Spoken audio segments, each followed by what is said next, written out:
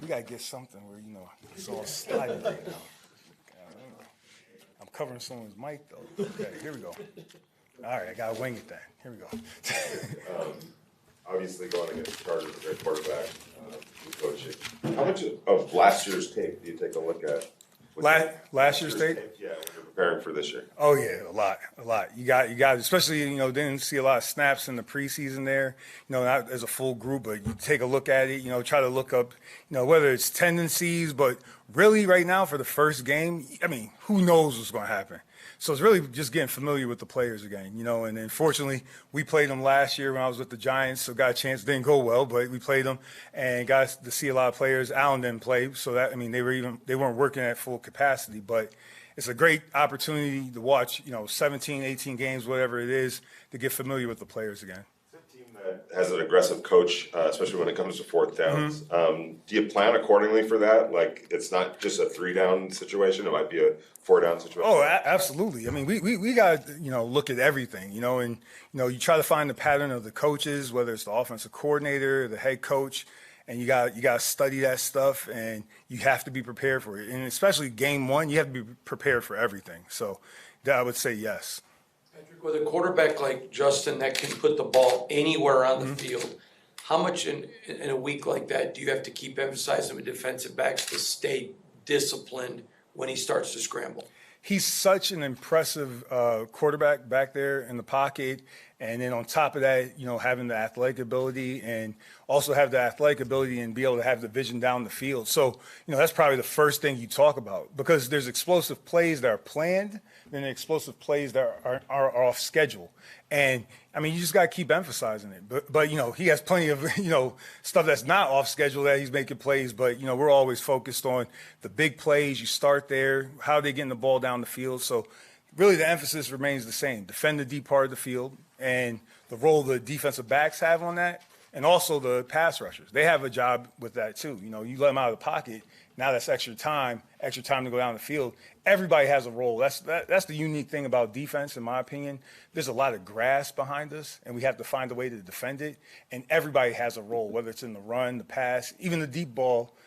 The D-line has a role in that too. We got to keep them in the pocket. What does the revamped cornerback room have to do this season for it to be considered a success? We got to win. That's how we judge success around here, win. And that's the most important thing. And thankfully, we got our first game this week, and we got to go out there and compete and try to win this game. And it started, a long time ago in the spring, and now we're in the first week of the season and preparing. And, how we look at it, we got to win Thursday.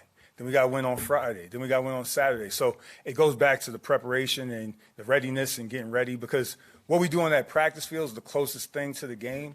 And, we always talk about practice execution becomes game reality. When we get better at practice, when we keep working on our techniques, the fundamentals, and then it shows up on Sunday and we play well, that's what success is judged on, in my opinion. In talking with Anthony yesterday, I asked him what the mentality is, because it's a new room, but for everybody, except for Amik, I guess, because he's the older guy. New room for me, too. Yeah, for you too as well. And he said the mentality's got to be a dog mentality. What does that mean from a coaching standpoint? The dog mentality, I mean, again, you got to understand it's like a 20-year age difference. So I don't know. I just want to have the mentality I want them to have is to get better every day, be good teammates and coworkers, and work hard every day. And that's what I'm looking for. So what I want them to do, and I think the dog mentality might have something to do with this, is I want them to go out there and compete. And we got a room of guys that are willing to compete. And again, like I said, the competition started a while ago. And today we got to compete to win Thursday, because I know they're working. So we're working. We're competing to win this Thursday. And then just keep building until we get to Sunday. When you mentioned keeping the quarterback in the pocket, when the natural tendency of your pass rushers is to get to the quarterback, what are the principles involved in also being able to build a fence around the quarterback so he doesn't escape that pressure? So, I mean, I'll get technical a little bit, like in terms of, now this goes to day one install before we talk about even who the quarterback is. You're trying to cage the quarterback. So usually, let's start with the assumption you have 4 people rushing. You got contain rush on both sides, and then someone has to control the middle of the pocket, and then there's like what we talk about in terms of B-gap control. So like what you're trying to do is just crush the pocket around the quarterback. So there's really 4 elements of it on a normal play. Then you add a 5th rusher, or you take away a rusher and you have a 3rd rusher. You're really trying to control those 2 things: the contain on the outside, the middle push, who's in front of the quarterback, and the B-gap step up. That's when you look at pass rush, but that's regardless whether we were playing the Chargers or not. And thankfully, Frank, Rob, Matt, those guys and head coaches emphasizing, hey, this is how we rush the passer. But that started a long time ago. Lines, I mean, I guess not to break down too much of what you guys want to do necessarily, but how do you kind of balance wanting to keep that discipline and, hey, we got to cage the quarterback with the freelancing rushers that you guys have, like a guy like Crosby and Jones who kind of do so much, improvising, I guess, in their pass rush. How do you kind of balance those things? Again, we have some guys that have had a lot of success in this league because they're skilled and they work hard. Pass rush, to me, and I've been fortunate, I've had some really good pass rushers around me in my career. Part of it's effort, part of it's understanding the principles and understanding how to crush the pocket for the quarterback. Again, there's certain elements to pass rush. People get caught up in the, like the fancy stuff, the stuff that shows up on TV and stuff like that. The best pass rushers I've been around, they understand how the pocket moves, how it's fluid in there, and just we try to make a point of them understanding the basic mechanics of a pocket and how we got to try to affect the quarterback. So I don't use the term freelance. I see skill there, and they have a pretty good understanding. Talk about players with versatility, especially in your scheme. One player that really stood out during OTAs and training camp and during the preseason, even though it's a small sample size, is Divine Diablo, a converted free safety. Obviously played and came in as a wide receiver as well. Can you talk about his take-on skills, converting from that safety position to that linebacker position, and what kind of flexibility that gives you on the second level in that range, and also being able to take on those bigger? Do you have these questions written down? Good. That was pretty good, man. Okay. I would say it starts with, understand how we want to play the run. We want to set the edge and build a wall inside, and it involves the edge being set from outside in, and it involves with people pressing the line of scrimmage. So it starts there. And then the want to. And I've seen an improvement over time with Diablo, and really impressed with how he's worked at it. But it starts with 1-2, and then it starts with understanding what we're looking for, and then with 1-2. And he's worked on it every day. You said it's kind of who knows for you guys going into week 1, as you don't know really what you're going to say. But I got to think that the flip side is true as well, especially with you coming in new defense, never really seen you with this personnel. Is there kind of an element of surprise that you can use to your advantage early in? I mean, the first game, is just you're trying to feel out your team. There's going to be adjustments made within the game. So, you might have an idea what you want to do. They come out, they do well. I mean, they got a lot of good players out there, starting with the offensive line. I know we talk about the quarterback, but, you got the offensive line, you got the running back, you got the receivers, the tight end. They're all pretty dynamic. And they might, they might throw a monkey wrench into your plan. You got to change it. So I just know that the first game, there's going to be a lot of adjustments going on. So, I mean, you try to anticipate and we try to game plan what we think is going to be best, but you got to be prepared to adjust during the game. Piggybacking off of the Devon Diablo question, you have another linebacker that converted over from safety in college, and Luke Masterson. What did you see from him throughout the preseason, throughout training camp, that warranted him making this team? I think, it starts with how studious in terms of preparing for each day. I mean, he's here when I'm here for breakfast. He's here. He's working at that. You see him with his playbook, or I say playbook, but the iPad. That's what they use now. And then the extra meeting time, the questions, and then going out there and performing. That's how you make the team. You perform, and that's how you make the team. And couldn't be more proud of the fact that he did that, and he knows that he has to earn it every day. And that's how he goes about his work day and his work week, and it's been pretty impressive for a young player. And I would say the conversion from safety to linebacker, he's a football player, and maybe he had to learn a little bit about the position a little bit more, but he's a football player. So, we around here, we like good football players, and we figure out places to put them, and he's done a good job with that. Let's do 3 more. Deshaun, Adam, and Kevin. Pat, kind of from your time with the Dolphins and the Giants, you built a reputation for being adaptable and kind of tailoring your scheme to whatever your roster looked like from that year. How did you kind of develop that, in your coaching style over the years?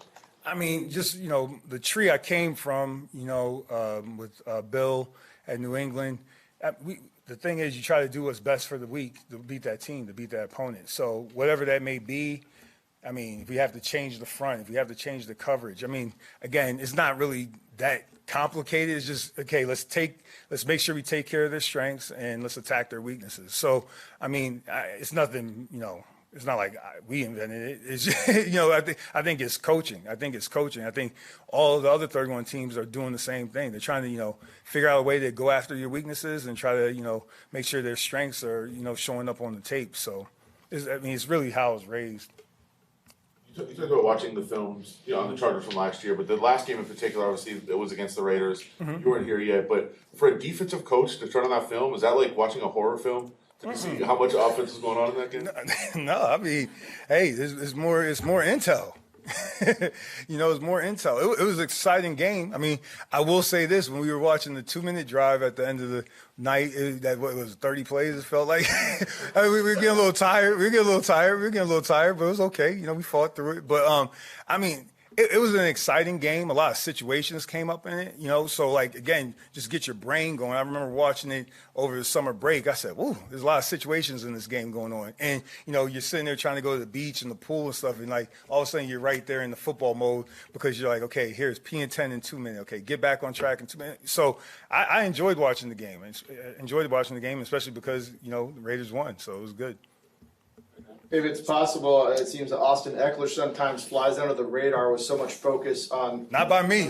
Not by you, from the outside. Okay. What you've seen on tape from him that really gives them the chance to be really balanced if they want to be with a running back like that. I mean, again, just knowing a little bit about his background from what I've read, and then what you see on the tape, there's a level of toughness there that I would say that there's not a lot of people on this planet that are as tough as this guy. This guy, how he got there, what he's done with his opportunity. I'm always impressed with these young people. People forget these guys are 25, 26, going on 30, and they're the best in the world at what they do at such a young age. I mean, you got to applaud that. And, to make that decision from whatever the start was, I'm just really impressed with what he does out there on the field and how he got to this point. And then you talk about the skill level. I mean, the guy can run. He could catch the ball. He blocks in pass pro. He's really impressive. They move him all around. So obviously he has some intelligence, football intelligence in terms of knowing the scheme, and he scores points. And, you talk about offensive players. He's a guy that he can catch, he could block, he could run between the tackles, he could run with the ball after catch.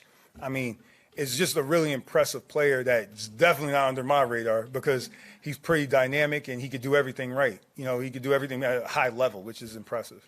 All right. All right. Thank you. Thank you.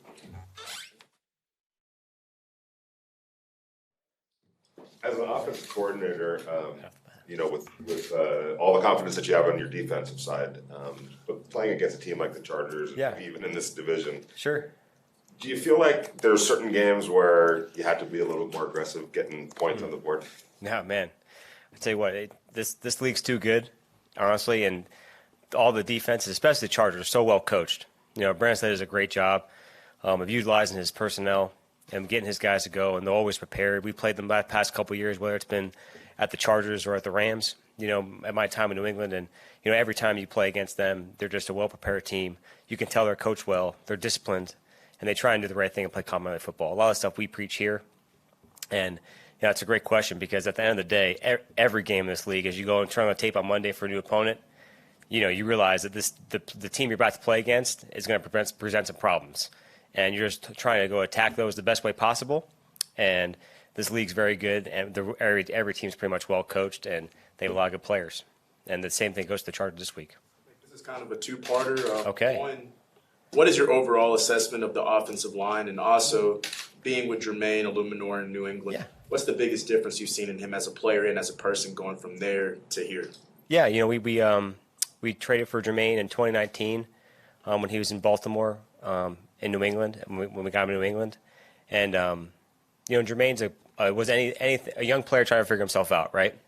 And I think he put a lot of time and effort in New England and then eventually became a starter there for us, and then came here and played a lot of games for the Raiders. And obviously is, integral part of what we're trying to do as a member of the offensive line here, But he's like any other young player, you know, in this league. They come to the league and they're trying to figure stuff out. They're trying to evolve mentally and both physically, you know.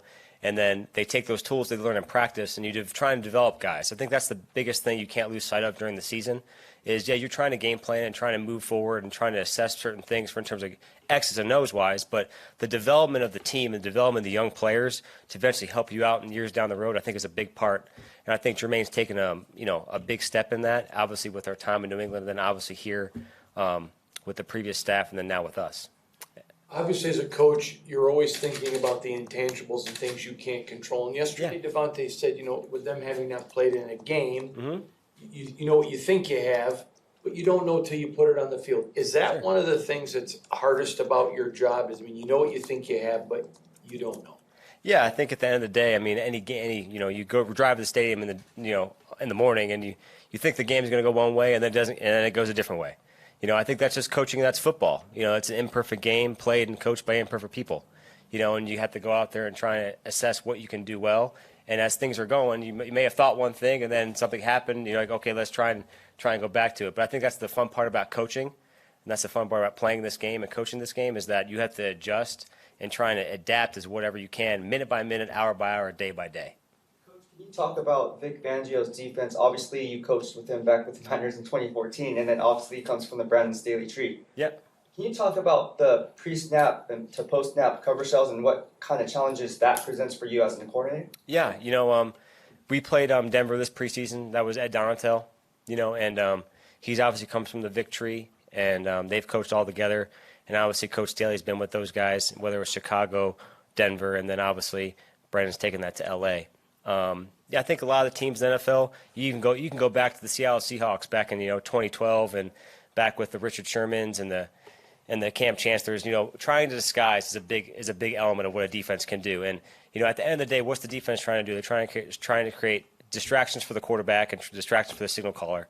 And at the end of the day, I think if a defense can try and do that, they can obviously present some problems for not only the quarterback but the offensive line, running backs, receivers, and obviously the Chargers try and do that a lot. They give a lot of different looks. They're very well coached, and you can tell that by watching their tape. And there's a lot of similarities, like you said, to the Vic Fangio style of defense.